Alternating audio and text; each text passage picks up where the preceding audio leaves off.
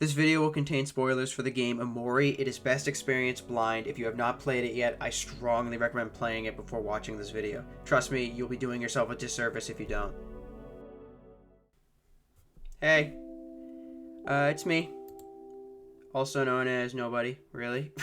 I've been working up the courage to record this, which is a weird way to start this little spiel, but I think it's an appropriate way to describe it, because I finished Omori this morning at around 10 o'clock, and right now it is 5 o'clock, just passed, and I've been trying to record this all day, and I haven't, whether it's breaking down crying, or just not being able to convey myself correctly, or my notes being not exactly what I wanted it to be. This is unscripted. I don't usually do unscripted stuff, so I'm just working off notes. But I think I'm finally ready to actually convey my thoughts through a video about this game, which, after letting the ending sink in for so long, I think it became more and more a reality that it was something I needed to do. I did not get Omori and start playing it with the intention of making a video on it, which is why I have just background footage from someone else credited in the description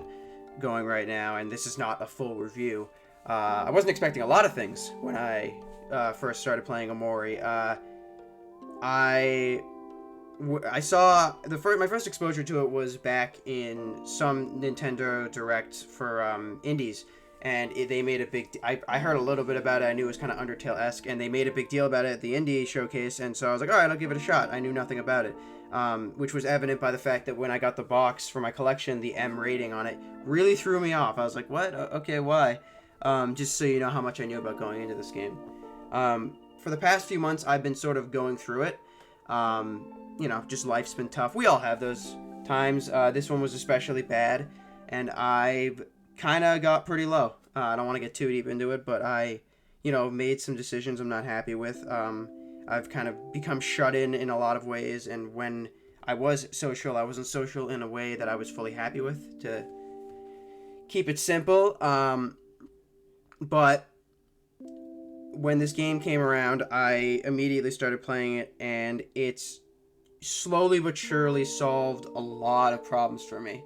And I'm sitting here now, literally not even a day after playing it, and I feel completely new. I feel like I'm a different person. And I know that seems weird and over-exaggerated, and it is, but let me explain.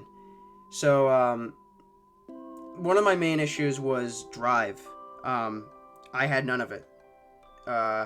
Besides work and school, I had no drive to do literally anything.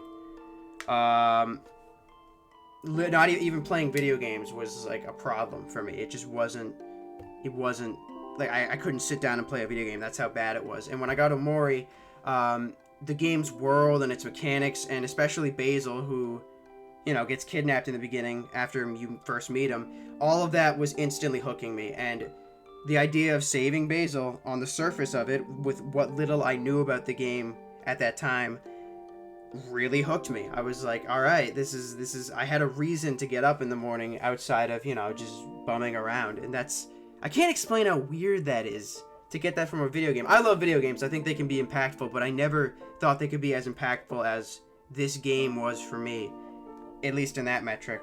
And that was the first thing, and it kind of drew me in. And I got problems with the game, but overall, I enjoyed it. It's a solid game. Obviously, it's too easy, but the battle mechanics are fun. The story's cool. The world is interesting. And the more I played it, the more it kind of hit me closer to home, and it really started to put everything in perspective for me, and I'll explain that in a minute. The ending of the game, kind of where it's where it started coming together. It's funny because some games like this, I almost am afraid to beat them. Like, for some reason, I have to push myself to get, when I save, like right before the end or during the ending, I have to like push myself to beat it. I'll never be able to explain why. I'm a weird guy. But this was definitely one of those moments. But when I did beat it, I was crying, but I was also very happy, because when I say this hit personally, it does. I don't mean I killed my sister or anything. That's not what I meant. I just mean that it was before I played this game, I didn't really know what was going on with me, and I couldn't even really classify it as depression, which is what I'm sure it was now. This game's themes kind of made me realize that what I was doing was not healthy. And it's funny because it's the only game I've ever played that had an actual impact on me, like in the real world. Like obviously there's games that have left a good impression on me, but never where they've had life change. Like my mood just completely shifted when I played it. When I finished it, it was insane. I think a good example of that is that I've been spending a lot of time just in my game room where I have my collection with the lights off, playing games or watching YouTube or whatever, to an unhealthy degree. And the first thing I did when I beat the game was I turned the lights on. And that was the first thing I did. And I feel like that's kind of symbolic of what this game did for me. And from there, it just went uphill. I have goals again. And especially, obviously, what I'm going through isn't nearly as bad as what the characters in Omori had to go through, and that also helped me put things into perspective and be like, okay, I can get through this. And after a lot of crying and after a lot of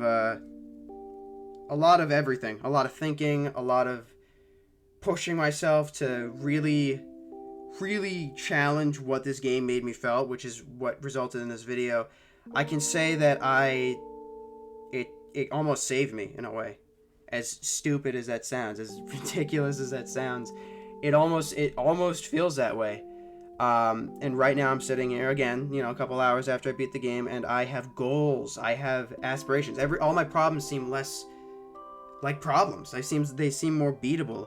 And I can't really credit it to anything else than the only event that has happened today to me. So that is kind of insane. I want to thank Omocat. She's the person who made this meme comic. I'll put it up on the screen now. Evidently, she's also the person who made Omori, and she's also a killer artist and an even better storyteller. If you haven't seen it or other stuff, go check it out, definitely. As much as I'd love to see a sequel to Omori, no matter how unrealistic and probably unneeded that is, I still want to see it. Although I'm not sure that I'm convinced that's not going to happen. Either way, as long as she keeps telling stories, I'm going to keep following her. So she's awesome. Her team is awesome. Everyone who worked on this game, you have my thanks. I want to thank Reddit, which is a statement I never thought I'd have to make in my life. But yeah, no, the Omori subreddit, putting up with my paranoia of going on there and being like, I want to make sure I get the best ending, but don't spoil anything. So they were very patient with me and my ridiculousness. So thank you to all of them. And just again, Omocat, the people who made Omori, the people who brought something like that to life, they are an inspiration in more ways than one, and they've kind of made me see a light at the end of a very dark time, and they have my full respect, and I just can't thank them enough. So I just had to get this all out here. I don't know if it's worth anything. There's a good chance it isn't, but if you did listen this whole time, thank you so much. I really appreciate it. And I'm sure there'll be more Omori stuff in the future on this channel. Probably more, organized, but it'll happen. I just needed to get this out here, though. Thank you so much if you listened, and have a good one. I know I will.